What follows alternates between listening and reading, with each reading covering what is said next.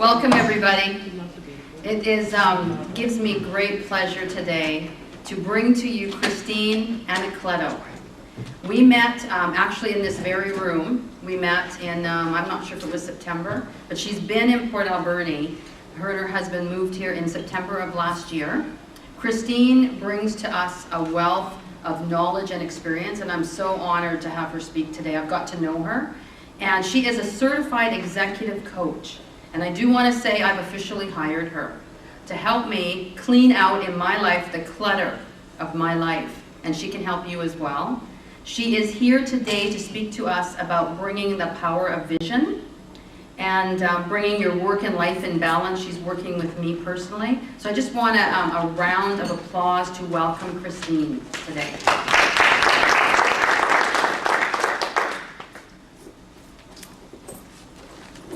Good afternoon, Rotarians and guests. It's a pleasure for me to be here today. And I'll let you know right now, I might not stay in this one spot as I speak. And so today I'll be talking to you about the power of a vision. And so having a vision is just an incredible starting point to be. And so the vision answers that question, where do I want to be? To put it very simply, where do I want to be?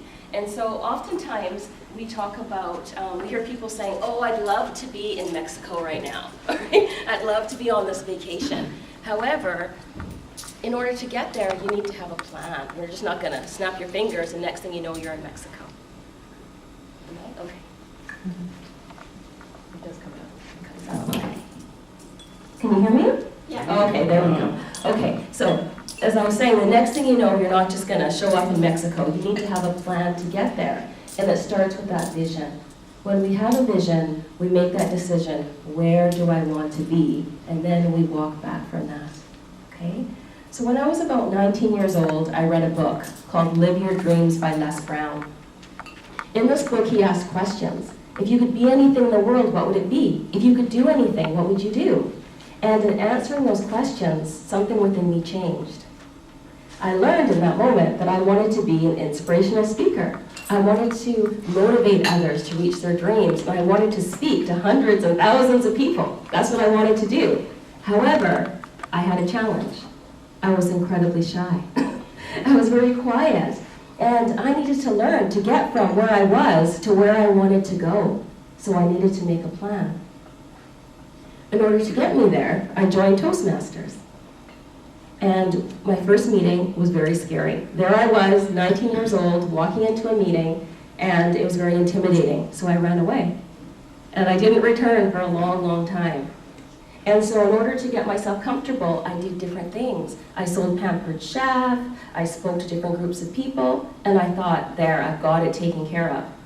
However, I had a situation where I was working with youth within a school, and I went to a meeting, I think it was the Kinsman meeting in Kitimat, and I had some youth with me, and I stood up there to speak, and I was so nervous. I was shaking. And there I was asking for money, because I was taking these youth on a trip. And I said what I had to say, I sat down, and when I picked up my cup, it was shaking like this. I was so afraid. However, I had a bigger vision. There was somewhere I needed to go. And it was after that meeting, I didn't walk. I tell you, I ran to the next Toastmasters meeting because I needed to get the skills to get me where I needed to go. So that was part of my vision. Also around that time, a few years later, I met my husband, Paul. So Paul's vision was to be a store manager. At that time, he was just starting at Save On Foods. He was packing bags and all of that. And so, he had his goal, store manager. I had my goal of motivational speaking and motivating others. And then we continued on with our lives.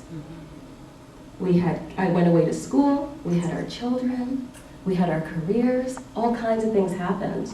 But meanwhile, there's this vision. But as life goes on, you get busy. And our vision kind of started to get a bit covered with things. And also when life happens, sad things happen in there. Paul's mom passed away, and 11 months later, my dad passed away. It was horrible. And our vision just kind of got put on hold. However, something else happens when you lose people in your life. You realize how short life is. and you really need to grab hold of what's important to you.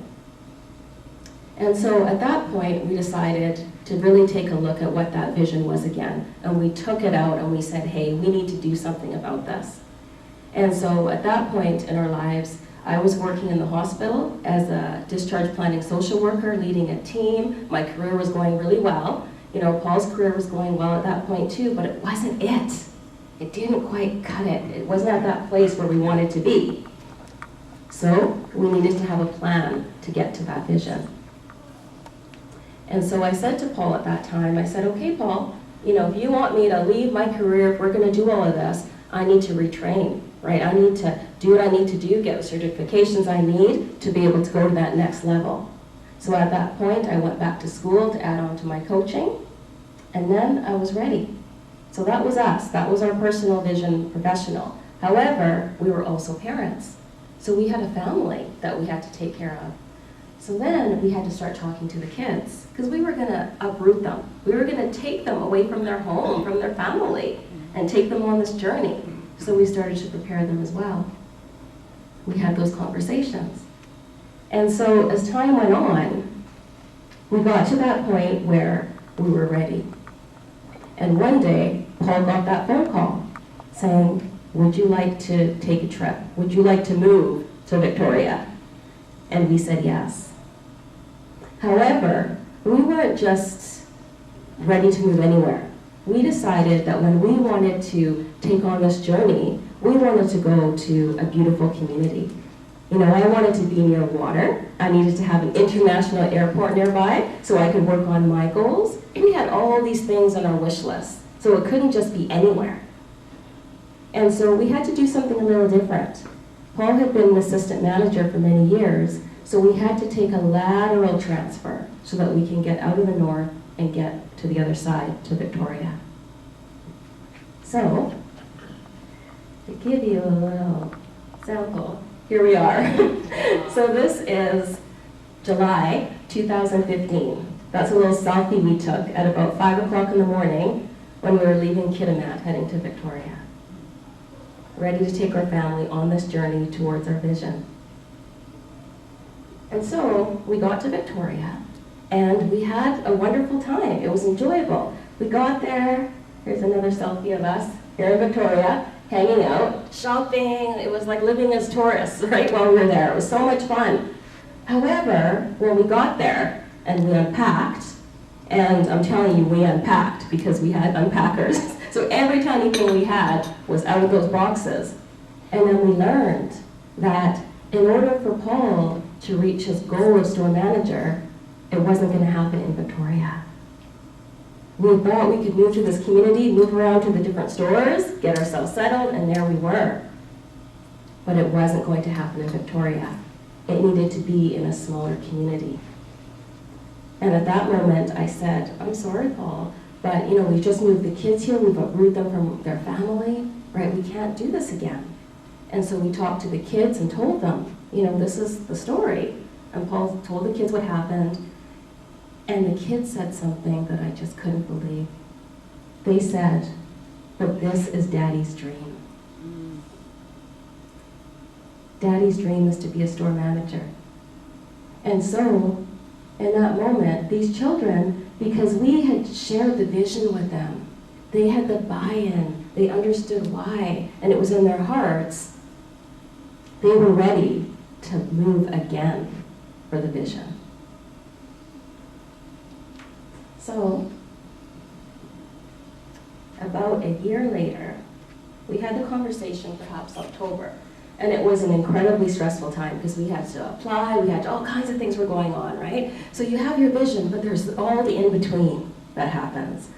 And so within there, of course, it got a little challenging for the kids, right? Because yes, they wanted to go, but we didn't know if we were going this month, next month, what was happening.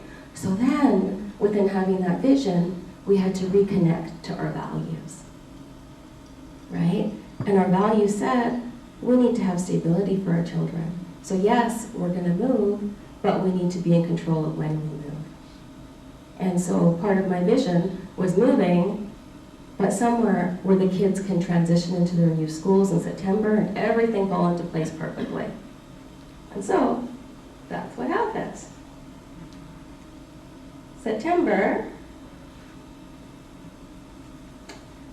of 2016, we landed in Port Alberni. We got the message that Paul was becoming store manager, and we were able to hop in our car and take a few-hour drive and land in Port Alberni. And you may or may not be able to see it in the back, but there's a Rotary sign. And that's no coincidence, because when we arrived, we were greeted by Rotary, by Teresa, right? So we had just incredible support that were connecting us and welcoming us into the community. And so I share this story with you to let you know that when you have that vision, you need to keep it in front of you, because things happen in life that get in the way, right? This vision for us started like almost 20 years ago, almost 20 years ago. But because we had a plan, and because we pulled the family together, had those conversations, shared what we wanted to do, it became a reality. And so I'm curious to know, for you, right, what is your vision? What is your vision for yourself personally? What is your vision for yourself professionally? What is your vision as Rotarians for the community, right? What do you have in mind? Where do you want to be? And once you have that, what are the steps that you need to do to take you there? Because one thing that's so amazing is that having a vision is so powerful, but let me tell you, when you realize your vision, that is what is amazing. Thank you.